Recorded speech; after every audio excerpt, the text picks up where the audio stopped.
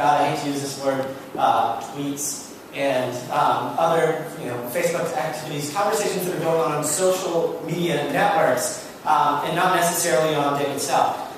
Like I said with that list of plague, there are thousands and thousands of smaller social media networks, and the owners of those smaller networks know that people don't post stuff to them. So they're going to dig and searching and trying to find stories that are interesting, and they're posting them to their own networks. And then you might get 1 or 2 visitors that trickle in. Well, this is a perfect opportunity to go in and make sure that those stories get promoted to the front page. So what we like to do is join in the conversation and have as many as possible bear comments about the specific piece of information, infographic, whatever it is that we presented. The goal here being that whatever does pop up, we're just immediately prepared to carry on the conversation and steer it to something positive. This does, just like Will said earlier, sound a little bit more like a PR company than it does about social media, but the truth is that while it's in this 24-hour period, it is about perception. It doesn't turn into the links until that 24-hour period is gone. So, now we move on to the gray hat section. One of the most important things to understand about social media is no one trusts you.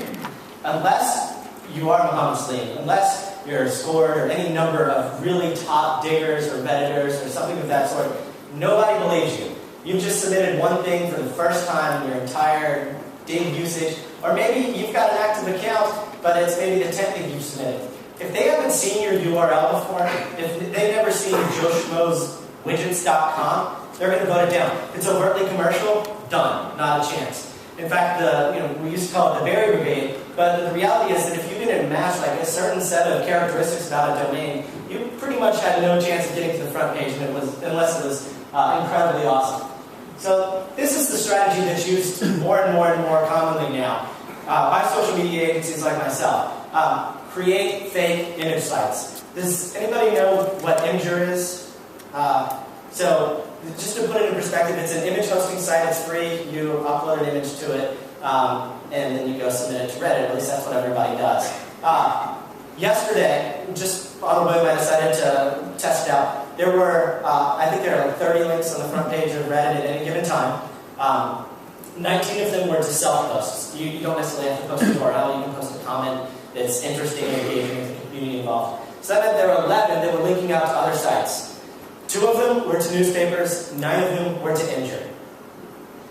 Literally speaking, over 90%, well, that's not true, I can't do that. Over 80% of the links that were available from the homepage at that given time were pointing to image sites.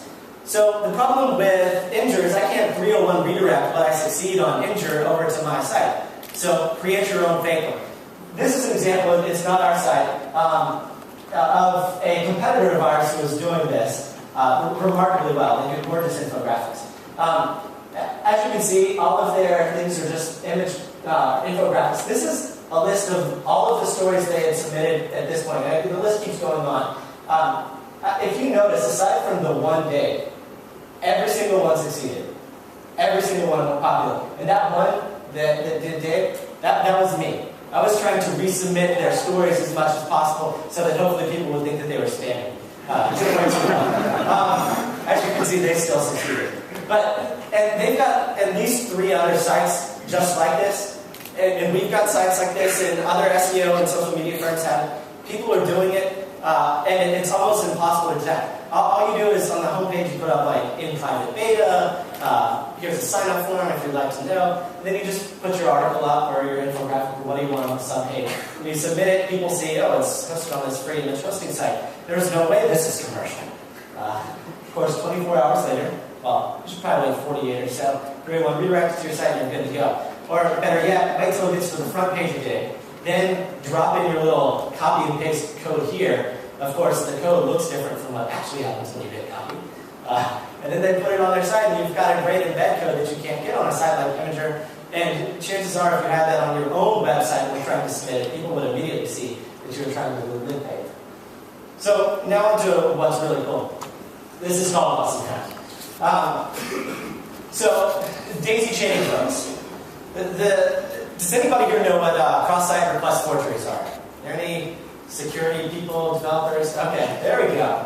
So this is sort of like a poor man's cross-site request forgery. the idea is to convince people that they're voting on one story as opposed to voting on another. Now, unfortunately, sites like Dig figured out really early that there are people like me in this world. And they're not really happy about it. So, you know, you can just copy and paste the Dig button from dig.com to your website so that if you're submitting to Dig, then people can vote on it from your page. Well, they were kind of savvy to what people would want to do and make that Dig button vote on something else. So actually, when you click on the Dig button, it pops up another page now, and you actually have to vote on that page to categorize the vote. And that page lists the information about the Dig button. So, what we decided to do was say, okay, screw this. We're just going to iframe the exact button size off the real page, and then put that on our site, so that when a person votes on it, they're actually voting really on Dig. And then the big question is, well, that really doesn't do very much. I just submitted my story. How's that going to work? Well, let's cycle back here for a second. You created a fake image site because you're awesome. And because of this, you've now got tons and tons and tons of reposts of stuff that succeeded last week or the week before on Reddit. You just keep posting the same funny cat pictures or whatever. The difference is that button that people think they're voting on, they're actually voting on the story that you currently are running and Dig and Reddit and Netscape. Now, there's a little bit more sophistication that has to go in this. The CSS is not as simple, and JavaScript is not as simple as just dropping an iframe. Luckily, your good friends at Bronte have provided a very simple script source. You just type in the URL to your Dig page, and it will automatically drop in one of these iframed Dig buttons that fit and look perfectly. So a couple of questions. Will I get caught eventually? Yes. But the truth is that you're using these fake image sites. So people have no idea that you're actually just trying to promote one brand or another. In fact, if you're using a fake image site to perhaps promote an image that's on a different fake image site, and then that one is only redirected maybe a month or two later, then you have this fantastic opportunity to make sure that you're getting links and there's almost no risk of getting caught. Of course, if you're really scared of it, just start another website and submit to that. So let's talk about follow-through. I've only got a few more minutes before I'm going to do some Q&A. So the most important thing is actually turning all of this traffic into links. So the first thing that we like to recommend is what we call page rank pinging. Anybody here know what blogging pinging is? So basically there are these blog search engines that you ping to let them know that you've updated a page or a blog, and they'll go out and visit it. Google has one of these conveniently.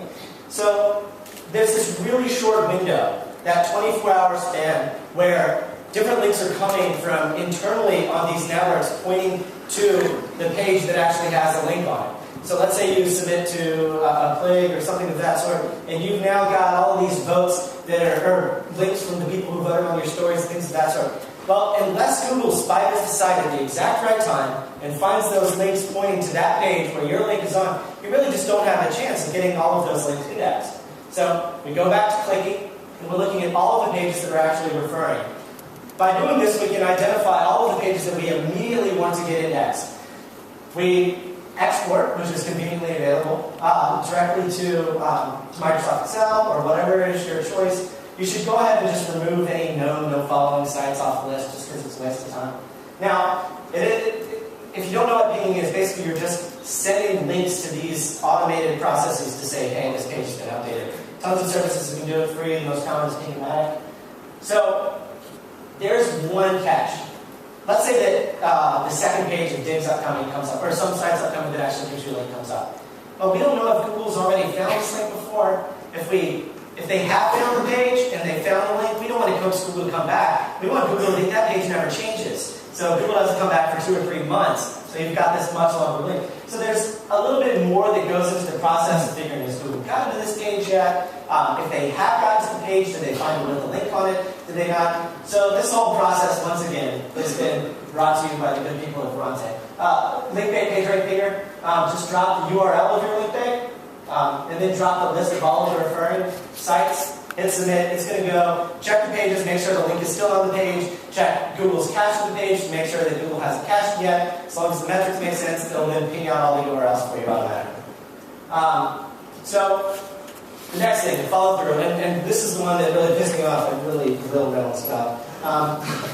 Paid linking, absolutely 100%. You've run a viral campaign. Google has no way to distinguish between somebody who copied and pasted your infographic out of the goodness and stupidity of their own heart versus the people who tasted it because you paid them a substantial amount of money. So,